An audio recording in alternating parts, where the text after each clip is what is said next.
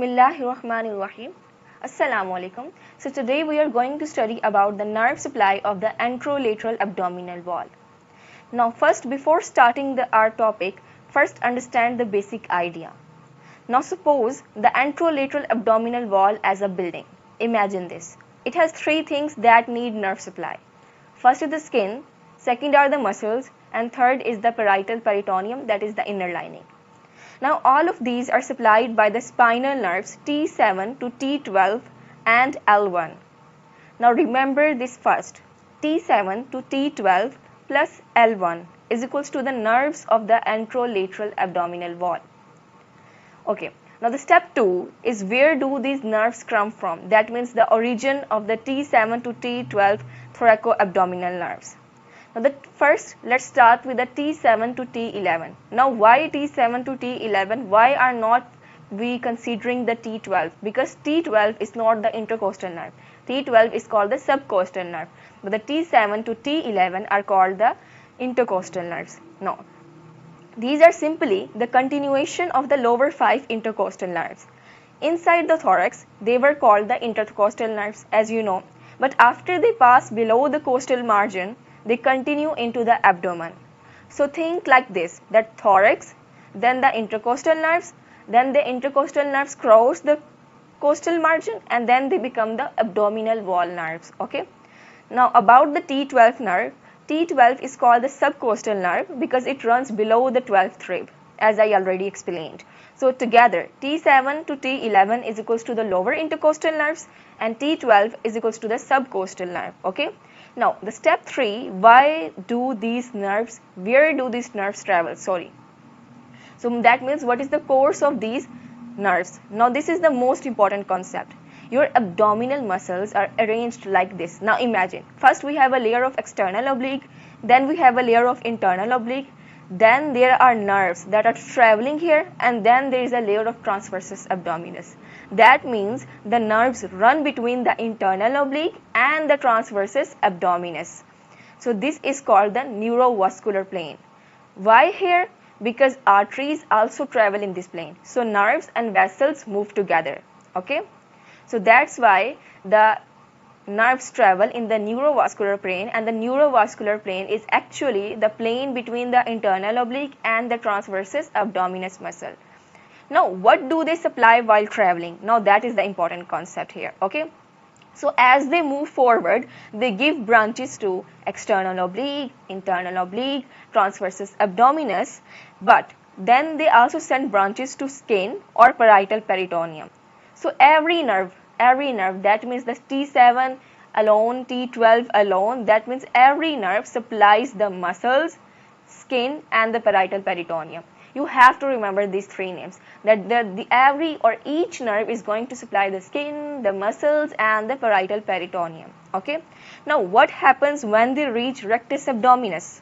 Because you know external oblique, internal oblique, transversus abdominis, these are the horizontal muscles of the anterolateral abdominal wall. We also have rectus abdominis that is present medially, and that you can say is a vertically strapped muscle. But so the book says here the T7 to T12 pierce the posterior wall of the rectus sheath. Now how? What is this concept? Okay, let's simplify this. Imagine rectus abdominis is inside a bag that is called the rectus sheath. Okay. Now the anterior sheath, then we will have the rectus abdominis, and then we will have the posterior wall of the sheath. So that means it is the rectus abdominis is inside a bag of the rectus sheath. Now the nerves are traveling behind it. To enter the muscle, they must first pierce the posterior wall. So the nerves, they are going to pierce the posterior sheath, and then they are going to enter the rectus muscle and then supply the rectus abdominis. Now after supplying the muscle, they continue forward. Finally they pierce the anterior rectus sheath, that means the anterior wall of the rectus sheath, and then they reach the skin. So these final branches are called the anterior cutaneous branches. That means the same branches that were the abdominal branches, but are now after piercing the posterior sheath, rectus abdominis, the anterior sheath, they are going to supply the skin, and when they reach the skin, they are finally called the anterior cutaneous branches. Okay. So we have discussed about the T7 to T12 nerves up till this. Now what about the L1? So L1 behaves a little differently. So for L1 we will have to come to this diagram. Okay. So L1, instead of entering the rectus sheath, it divides into two nerves, as you can see here. L1, iliohypogastric and the ilioinguinal nerves. These do not enter the rectus sheath, okay?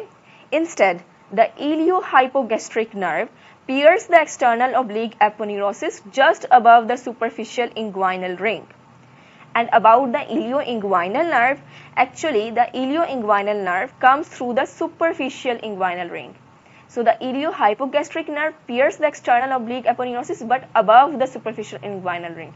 And the ilioinguinal ring is entering the abdomen through the superficial inguinal ring. That's why it is called the ilioinguinal ring, because it is present in the iliac region and it is passing through the superficial inguinal ring. That's why it is called the ilioinguinal nerve. Now both finally supply the skin just above the inguinal ligament. Here you can say the inguinal ligament, that is the you can say the lower border of the external oblique aponeurosis is thickened and it forms the inguinal ligament. So it is supplying the L1 nerves, that are the iliohypogastric and ilioinguinal nerves, are supplying the inguinal ligament, and the region above the pubic, you can say the suprapubic region. Now the dermatomes. Let's come to the next part, that is about the dermatomes. So for that we have to move our diagram a little downward. Let's stay. Okay. So what is actually a dermatome? A dermatome is the area of the skin that is supplied by one spinal nerve. That means a specific area of the skin supplied by one spinal nerve is called the dermatome of that specific nerve. Now for the abdomen, remember these only three landmarks. That one, the T7 is going to supply the xiphoid process, the T10 is going to supply the umbilicus, and the L1 is going to supply the pubic or the suprapubic region. Okay, these are the three landmarks. If you remember this, then everything is going to be very easy. Okay, now think of it as traveling downward. First we have the chest, then we have the T7 that is supplying the xiphoid process, then we have the T8, then T9, then T10, that is supplying the umbilicus, and then T11, then T12, and then the L1 that is supplying the pubic or suprapubic region. Now why is this clinically important? So suppose a patient has a loss of sensation around the umbilicus. Okay, you immediately think that T10 nerve may be affected, because if the examiner asks you or a patient comes to you and he or she says that I have been lately feeling a numbness around my umbilical part, so you will immediately think of it that that means there will be a problem of the T10 nerve. And if the numbness is around the pubic or suprapubic region, you will immediately think that it is about the L1, that is the iliohypogastric or ilioinguinal nerve. But if the sensation is lost near the xiphoid process, then you will immediately click that it is about the T7 nerve, okay, or epigastrium part. Okay, let's summarize this again.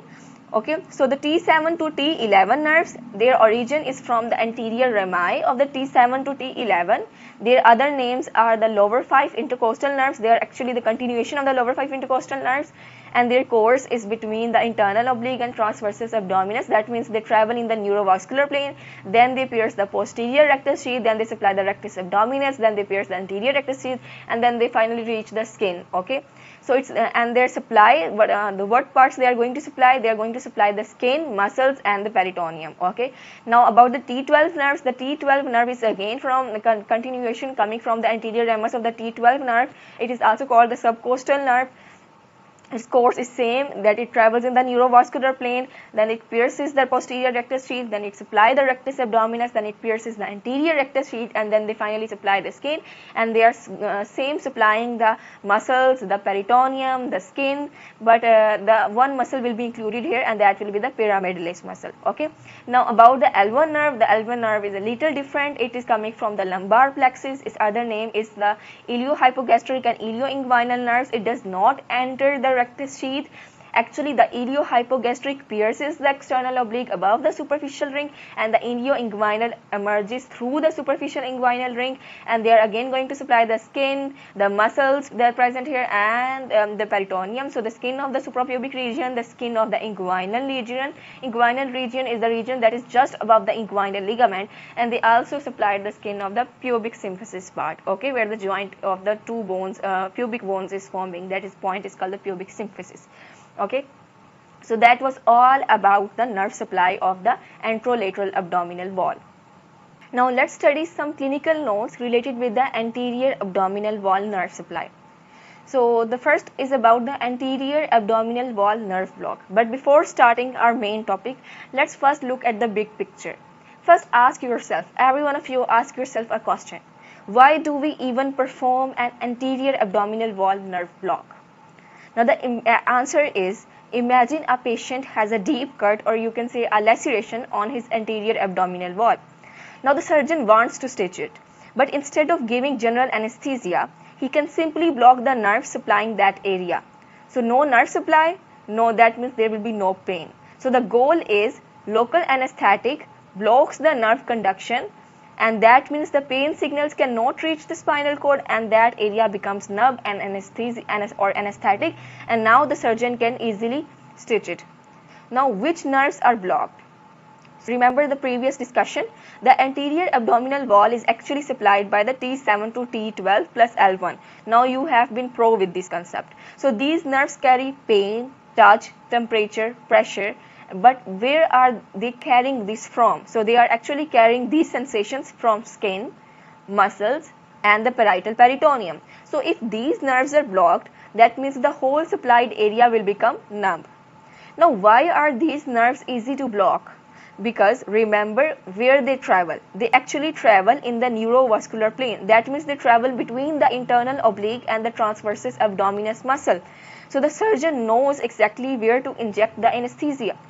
Now look at the figure 5.22. Here you can, of your Snell's book, here in this figure you can see, look at the red X marks below the costal margin. Now why there? Because the anterior branches of the T7, T8, T9, T10, T11 leave the thorax here and enter the abdominal wall. Okay, here you can see they are leaving the thorax here and they are entering the abdominal wall just at the lower border of the costal margin. So that means injecting anesthetic there blocks all these nerves before they even spread. Think of it, now you can imagine this like stopping traffic at the highway entrance. Instead of chasing, you are going to chase every single car separately. So you that means you stop all the traffic at the highway. Okay, that means you already block the nerves in the costal margin before they even spread into the abdomen. Now why is the injection given along the lower border of the costal margin? What is the clinical importance here? Why are we giving injection at specifically this point? Because this is exactly where the nerves leave the thorax and they are going to enter the abdominal wall. So one injection here blocks many branches, and that is actually very efficient. Okay. Now about the iliohypogastric and the ilioinguinal nerve block. So now look near the anterior superior iliac spine. This is the anterior superior iliac spine landmark. Now the book says that needle inserted about 1 inch, that is 2.5 centimeter above the anterior superior iliac spine on the spino-umbilical line. Now why are we injecting the syringe here at the 1 inch above the anterior superior iliac spine on the spino-umbilical line? Because both nerves pass together here. Both nerves that I am talking about, the iliohypogastric and ilioinguinal nerves, both these nerves pass together here. Now remember their pathway. Iliohypogastric and ilioinguinal nerves, first they are traveling in the neurovascular plane in the internal oblique and transversus abdominis, but near the anterior superior iliac spine they are going to separate and then they are going to emerge. One is going to emerge through the superficial inguinal ring and one is going to emerge a little above the superficial inguinal ring. We have already discussed this part, but before they separate, both nerves are close together at this region. So one nerve injection, that means one injection that is going to block the both nerves here. So that is very efficient. So we give the injection at this point. Now why are we not injecting near the pubis? because by then the nerves have already divided. Blocking them early is much easier again. So you can again imagine the highway example, that we are already stopping all the traffic at the highway instead of we are chasing for each car separately. So we are blocking both the nerves here instead of separately giving anesthesia and blocking them separately. Okay. Here you can see this is the spino-umbilical line. From the umbilical point to the anterior superior iliac spine, this is the spino-umbilical line, and we are giving the injection exactly at this point. Both, as you can see, both the nerves are closer together here, but they spread out as they move further towards the pubic tubercle. Now there is some nerve that is discussed in this about this in the Snell's book, but that is actually not the part of the anterolateral abdominal wall nerve supply. That is only related to this region. That is why we are also discussing this nerve here, and that is about the genitofemoral nerve. Now the terminal branches of the genitofemoral nerve are blocked just lateral to the pubic tubercle. Here you can see they are blocked here. So why are we performing this? Actually this is useful for scrotal procedures, spermatic cord surgery, and some inguinal procedures also need this nerve block. Now notice the nerve is not one of the main anterior abdominal wall nerves. As I already told you, this is not the nerve supply. This genitofemoral nerve is not the nerve supply of the anterolateral abdominal wall. We are just discussing here because it is supplying the inguinal region. That's why we are just discussing here.